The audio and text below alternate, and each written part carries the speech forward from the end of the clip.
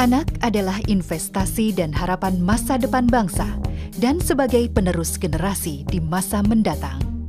Untuk itulah, anak Indonesia harus sehat dan mendapat pendidikan yang baik. Oleh sebab itu, kesehatan dan pendidikan anak-anak menjadi fokus utama.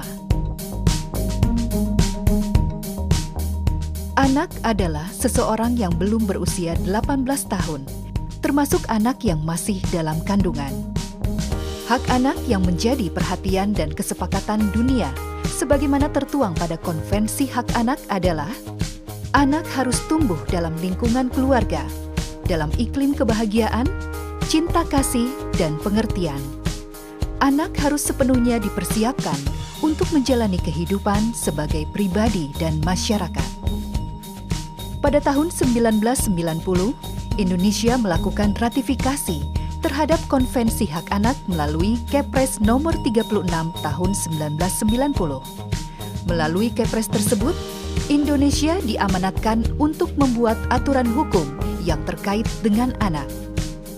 Melakukan sosialisasi tentang hak anak sampai ke anak itu sendiri, dan membuat laporan berkala ke Komite Hak Anak mengenai perkembangan implementasi KHA di Indonesia.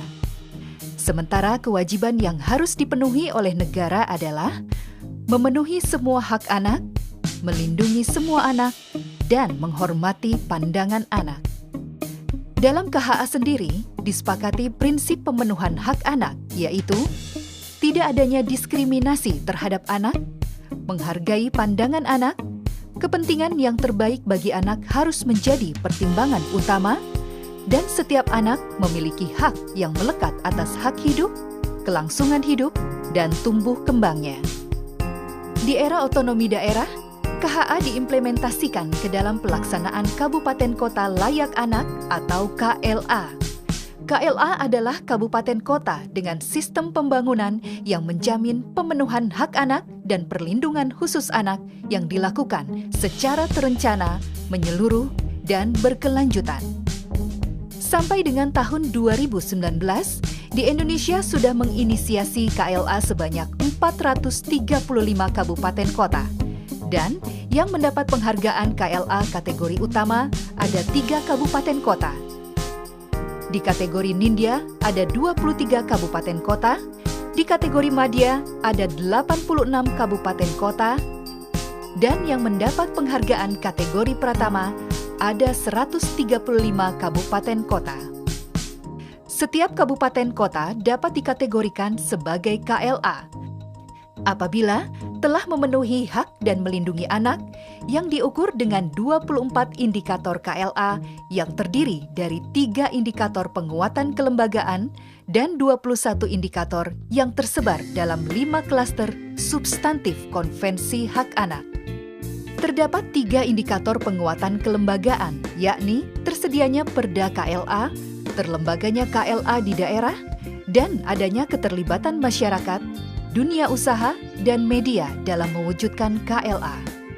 Sementara, 21 indikator KLA lainnya tersebar dalam 5 klaster substantif, yaitu klaster 1 tentang hak sipil dan kebebasan, klaster 2 mengenai lingkungan keluarga dan pengasuhan alternatif, klaster 3 tentang kesehatan dasar dan kesejahteraan, klaster 4 terkait pendidikan, pemanfaatan waktu luang, serta kegiatan budaya, dan terakhir klaster 5 tentang perlindungan khusus anak. Secara umum, pencapaian yang harus dilakukan oleh kabupaten kota untuk setiap indikator KLA adalah 1. Tersedia peraturan atau kebijakan mengenai indikator-indikator terkait. 2. Tersedia anggaran. 3. Tersedianya SDM terlatih atau memahami KHA atau Konvensi Hak Anak. 4.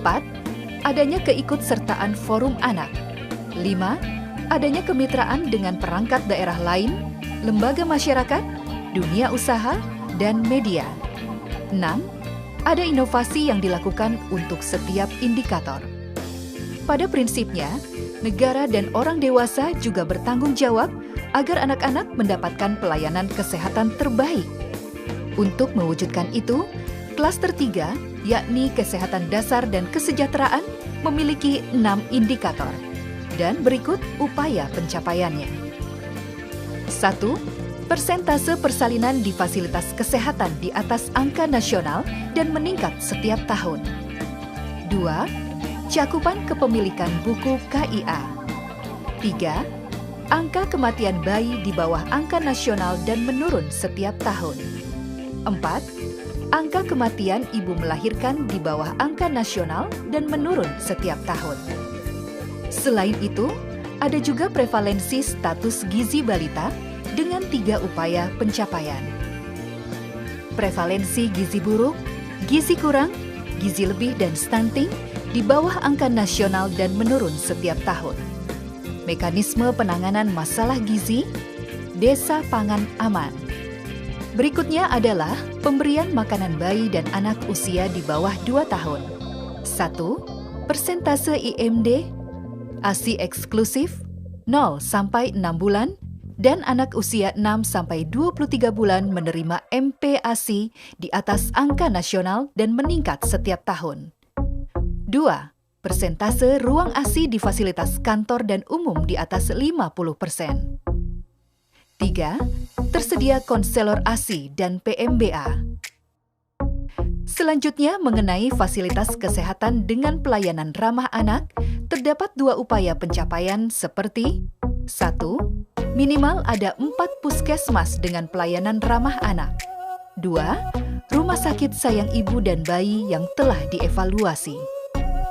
Mengenai tersedianya air minum dan sanitasi yang layak, terdapat beberapa upaya pencapaian. Di antaranya, 1. Persentase rumah tangga yang memiliki akses air minum layak di atas angka nasional. 2. Persentase rumah tangga memiliki akses sanitasi layak di atas angka nasional. 3.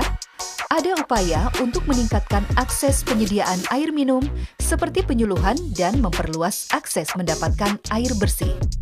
Dan terakhir, terkait kawasan tanpa rokok serta larangan iklan promosi dan sponsor rokok, memiliki 5 upaya pencapaian. 1. Persentase KTR di Faskes, Fasdik, dan di tempat anak bermain, tempat ibadah, dan angkutan umum di atas 90%. 2. Persentase KTR di fasilitas tempat umum di atas 50%. 3. Di Faskes, Fasdik, tempat umum, tempat anak bermain, dan alun-alun tidak ada iklan rokok. 4. Ada lembaga pengawas KTR. 5. Tidak adanya iklan, sponsor, dan promosi, serta kerjasama lainnya dengan perusahaan rokok, khususnya untuk kegiatan anak.